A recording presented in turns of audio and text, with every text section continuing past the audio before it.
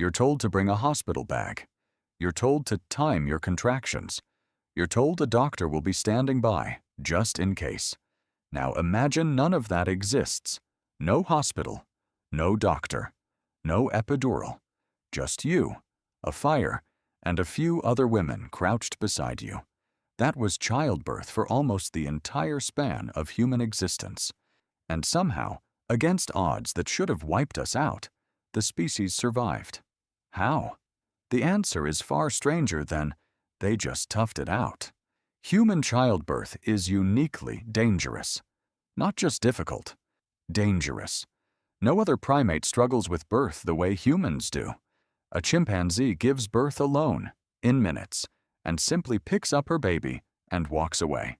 A human mother, for most of history, could labor for a day or more and needed help to survive it.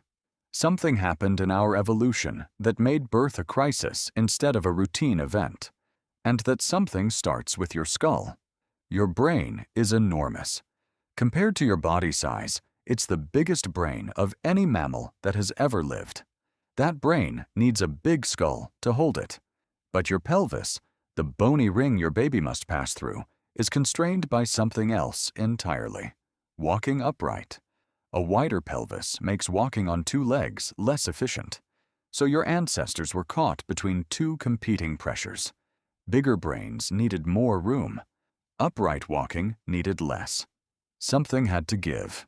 Anthropologist Wenda Trevathan calls this collision the obstetrical dilemma. Her research, along with anatomist Karen Rosenberg, showed that the human pelvis is a compromise, and compromises are risky. Because of this narrow passage, the human baby's head has to rotate as it moves through the birth canal, turning almost 90 degrees on its way out. A chimpanzee baby doesn't need to do this. A human baby does. And a baby that has to twist its way into the world cannot simply be caught by its own mother reaching down between her legs, because the head is often facing the wrong direction. This single anatomical fact changes everything. Trevathan and Rosenberg argued that this is why human birth became social. Somewhere in our evolutionary past, women began seeking help during labor, not out of tradition, out of necessity. A mother trying to deliver her own baby, alone, risked tearing the baby's neck or spine if she pulled at the wrong angle. A second set of hands could guide the baby's rotation, clear its airway, and catch it safely. This idea has a name. Researchers call it the midwifery hypothesis, and it may be one of the oldest cooperative behaviors in the human story, older than language, older than agriculture, maybe older than fire itself. Think about what that means. Long before your ancestors built shelters or painted on cave walls, they were already standing in a circle around a laboring woman. Support during birth wasn't a nicety. It was survival infrastructure. Isn't it strange that one of humanity's oldest technologies wasn't a tool or a weapon, but each other? Of course, having help didn't make birth safe. It made it survivable, which is different. For most of human history, maternal mortality was staggering. Estimates drawn from pre-industrial societies and the few remaining hunter-gatherer groups studied by anthropologists suggest that somewhere between 1% and 2% of births ended in the mother's death. Multiply that across a lifetime of multiple pregnancies, and the risk facing a single woman could climb into double digits. Childbirth was, for most of history, one of the leading causes of death for women of reproductive age. Not disease, not predators, birth itself. So what did they actually do? Archaeological and ethnographic evidence paints a picture that looks less like helplessness and more like accumulated, hard-won knowledge. Older women, often those who had already given birth themselves, served as the first midwives. They knew which positions eased labor. Squatting, kneeling, or hanging from a low branch used gravity in the mother's favor, something modern hospitals, ironically, are only recently rediscovering. They knew certain plants could ease pain or encourage contractions, an early form of pharmacology passed down entirely through observation and memory. They knew how to reposition a baby that was turned the wrong way using touch alone. None of this was written down. All of it had to be relearned, generation after generation, through direct experience and oral transmission. But here's the twist. For a long time, scientists assumed the obstetrical dilemma was the whole story. Big brain, narrow pelvis, difficult birth, end of explanation. Then researcher Holly Dunsworth complicated the picture. In a study published in 2012, she and her colleagues argued that the standard explanation didn't hold up under scrutiny. If a wider pelvis were truly available and simply blocked by the demands of walking, evolution likely would have found a way around that trade-off over millions of years.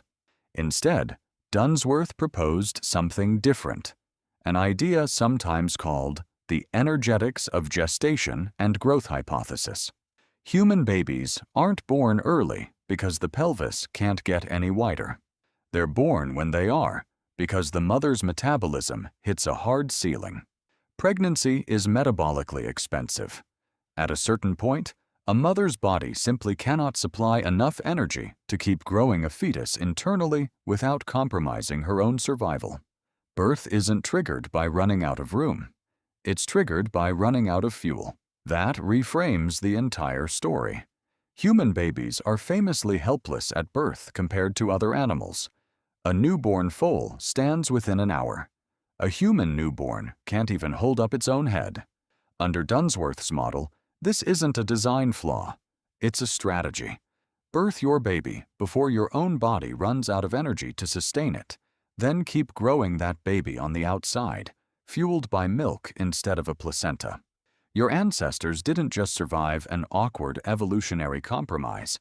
They evolved an entirely different strategy for building a human being, one that happens partly inside the body and partly outside it, cradled in arms instead of a womb. This is also why human infants require so much care for so long. That extended helplessness is the price of being born early by animal standards. And that price could only be paid because of the same trait that made birth so risky in the first place: cooperation. Groups that shared the burden of childcare, that had grandmothers, aunts, and companions ready to help feed and protect a fragile newborn, had a survival advantage. Some researchers call this the grandmother hypothesis, the idea that women who lived well past their own reproductive years stuck around specifically because their help raising grandchildren improved the whole group's chances. Birth didn't just require a community. It helped create one. So when you picture ancient childbirth, don't picture a woman screaming alone in a cave, abandoned to fate. Picture a small, determined circle. A grandmother pressing warm hands against a lower back. Someone murmuring encouragement. Someone else boiling water or preparing herbs learned from her own mother. It was terrifying, and it was often fatal, but it was never solitary. It couldn't be. Your entire biology was built around the assumption that you would not be doing this alone, and that assumption never really left you. Look at a modern delivery room. A partner gripping a hand. A nurse checking positioning. A doctor guiding the final moments of birth, sometimes physically rotating the baby's shoulders, almost exactly the way a midwife would have 30,000 years ago. The tools have changed. Monitors replaced intuition. Sterile instruments replaced boiled herbs. But the core structure, one vulnerable person surrounded by others whose only job is to help her through it, is exactly the same pattern your ancestors relied on. You didn't inherit hospitals. You inherited the instinct to gather around someone in crisis and not let them face it alone. You're told to bring a hospital bag. You're told a doctor will be standing by. But the real reason you're never handed a birth plan that says, "Figure it out yourself," isn't modern caution. It's a survival strategy older than language itself, quietly still running in the background every single time a new human being is born.